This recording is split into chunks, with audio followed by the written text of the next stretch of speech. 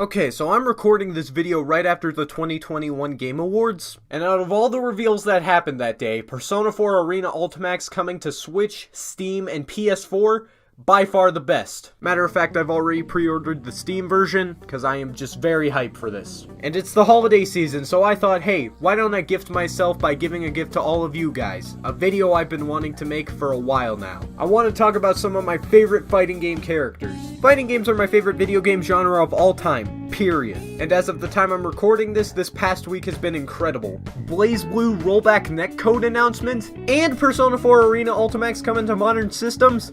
Oh, it feels like I'm dreaming. I have played a lot of fighting games during my time. You name it, I've probably played it. But my skill varies from game to game. For instance, if we're playing something like, I don't know, let's say Injustice 2. I can hold my own in that game pretty well. But in a game like Soul Calibur 6, I'm in a constant state of, what the hell am I doing? Anyways, let's not prolong the inevitable. Here are some of my favorite fighting game characters. Also, I've temporarily paused production on another video to work on this video because I really wanted a video where I could use some gameplay I've recorded. Also, I'm making this video so that I can encourage you guys to go check out the FGC. It's a cool community. Anyways, let's just jump right into this!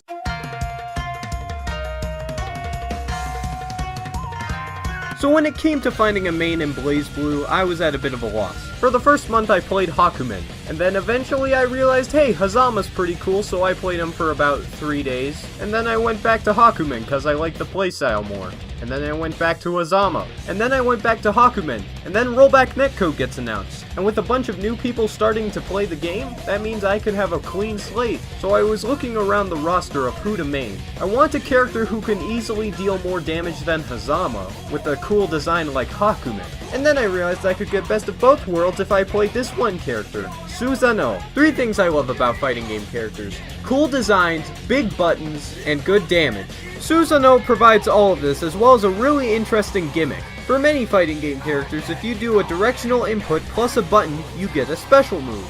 And Blazblue's a 4-button fighter. You got A, B, C, and D. So if you do something like quarter circle forward A, then you get a special move for Susanoo where he charges at you. Problem is, that's his only special move. Or is it? By using your D attacks throughout the match, you unlock special moves. This can range from powering up special moves already unlocked, gaining an invincible reversal, and getting a slow startup command grab that takes your opponent all the way to the corner. On top of all that, Susanoo just has a really cool, really edgy design. And I'm gonna be honest with you guys, I think edgy designs are really cool. What the hell, is that some foreshadowing? To put it simply, if I were to drop this character later on, I would not be ashamed of maining him for a time.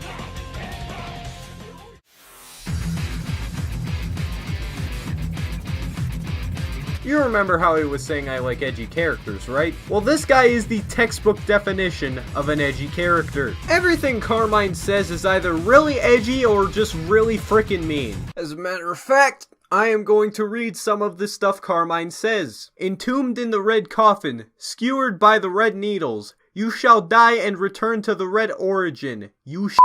This is the end. And that's only one quote. God damn, you suck. Why'd you even bother trying to fight me, loser? Don't worry, I don't discriminate. I crush men and women equally. Women getting a free pass actually pisses me off to no end.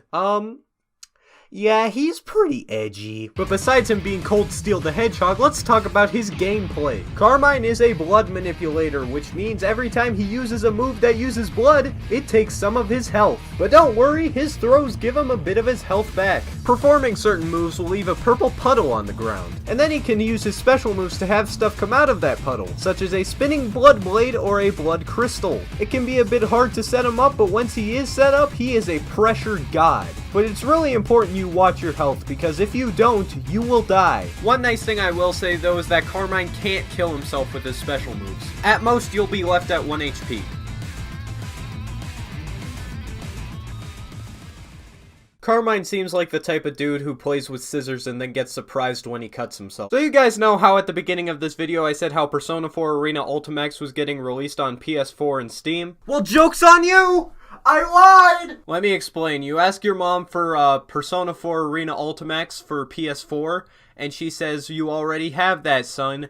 and she hands you Blazblue Cross Tag Battle. I mean, hey, that's the closest thing we're getting to Persona 4 Arena on newer systems until March. And honestly, even without rollback, I think Blazblue Cross Tag Battle might be my favorite fighting game at the moment. Anyways, on my main team, I have Susanoo as my anchor. And you wanna know who I have on point? Kanji f***ing Tatsumi, baby! Whoa, my boy! So fun fact, I have not yet beaten Persona 4, but mark my words, I am almost done. But with my nearly 70 hours of the game experience, I've always had a favorite character, and that is Kanji. He's a gentle giant, he's got some of the funniest lines in the game, and he fights with a goddamn folding chair! Kanji is a grappler character, but he has some very interesting moves. You've got the obvious up-close mix-up where you have to guess whether or not he's gonna smack you or throw you, but he's also got an air grab where he comes crashing down from the sky to beat the crap out of you. But one of my favorite things about Kanji is Cruel Attack. Whenever the opponent is hit with a good knockdown, Kanji has the option to follow up this knockdown with Cruel Attack. This not only gives him extra damage, but it also leaves Kanji fairly close to the opponent, which is where he wants to be. Because Kanji as a grappler was designed to be fairly slow, and this hinders Kanji quite a bit due to him struggling against zoning characters. And because of this, Kanji is considered by many to be one of the worst characters in the game. Honestly, I don't think Kanji's that bad. Maybe it's because of the simplified mechanics of this game compared to the other games. I don't know, it's either that or people are underestimating the power of Wake Up Zero Frame Command Grab Super. Got him. Got him. Got him again. Oh no.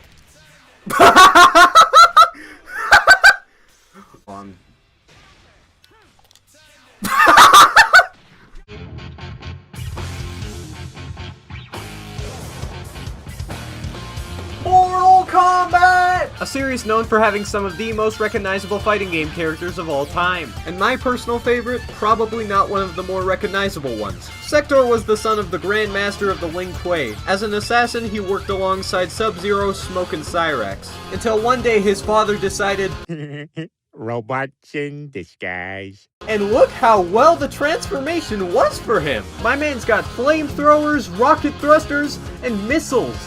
So many missiles! With these tools, Sector can control space like nobody's business. You want to stay far away and throw missiles at your opponent like a little bitch? Sector can do that. You want to be up in your opponent's face and do a lot of damage for little to no resources? Sector can do that. You want to teleport randomly and get punished when your opponent blocks?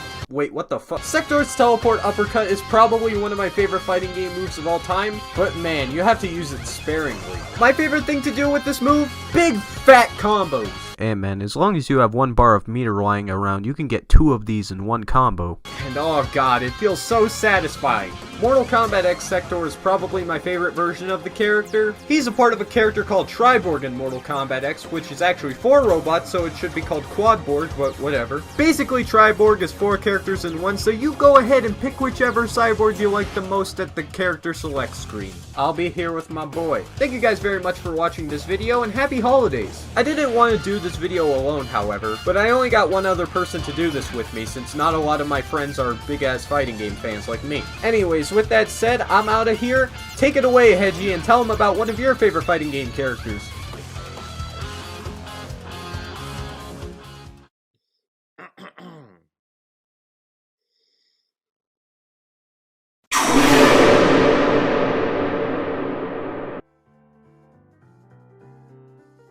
Normally when I'm playing a fighting game character, I really like a character whose character design is very charming and they have good gameplay.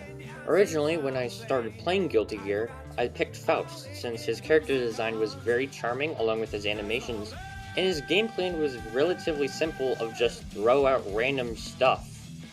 But eventually, he showed up. Happy Chaos was revealed to be the 3rd DLC fighter at a Red Bull tournament for some reason, and I instantly bought the pass, since almost everyone and their mother knew after watching the story mode that Happy Chaos would be a DLC character eventually. And I was not disappointed. First off, on the downsides, Happy Chaos's normals have a lot of end lag. meaning that you can't really string together combos without relying on your special move, or your quality mechanic. And that would be... For his neutral special, he wields a gun. That's right, you have a gun. Meaning that you can string together combos with gunshots with your very laggy normals. And eventually, you can just make your opponent enter Wall Break City. This also paired with a very nice projectile that does no damage, but also makes your reticle stick to them faster, and a second stance that makes your gunshots more powerful, but gunshots come out more slower. Happy Chaos is very fun. Pair this with animations that just ooze personality. Happy Chaos for me is a very close second if he's not first in my mains. And may I add, he's voiced by Robbie motherfucking Damon. What else do you need? But yeah, Happy Chaos is cool. Go play him.